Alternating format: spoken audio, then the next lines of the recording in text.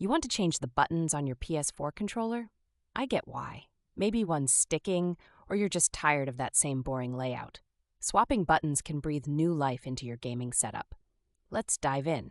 First off, you'll need a few tools: a small Phillips screwdriver, a prying tool like a spudger, and replacement buttons. Buy a set online for as low as $10. Oh, and patience. Lots of that. This isn't a 5-minute job. Before you do anything, power down your PS4 and disconnect the controller. Safety first. Trust me, you don't want to accidentally short anything out because you rushed the process.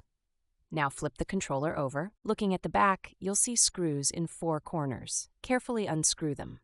Keep track of those screws. They're tiny and love vanishing into thin air.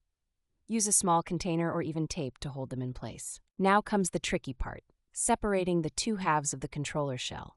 Use your prying tool to gently work around the edges. You'll hear a satisfying click as it loosens. Take your time.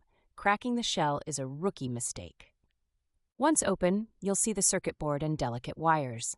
The battery will be right on top. Unplug it carefully. It's connected by a fragile ribbon cable. This step is crucial. Pull too hard, and you've got a bigger problem. Next, remove the screws securing the circuit board. There may be a couple holding it down. Once out, gently lift the board to access the buttons. Voila! You've reached the heart of the controller. The buttons themselves will have rubber pads holding them in place. Remove those pads to expose the buttons. They should pop right out with a gentle nudge. Remember the placement so you don't mix them up. Now, grab your new buttons. Line them up carefully and fit them into their slots. They should snap right in. Pro tip: test the button feel as you work. Some third-party replacements can be less responsive. Reassemble by reversing your steps. Place the rubber pads back on, secure the circuit board, reconnect the battery, and close the shell. Make sure everything clicks back into place snugly before rescrewing. Here's where it all comes together. Power on your PS4 and test the buttons.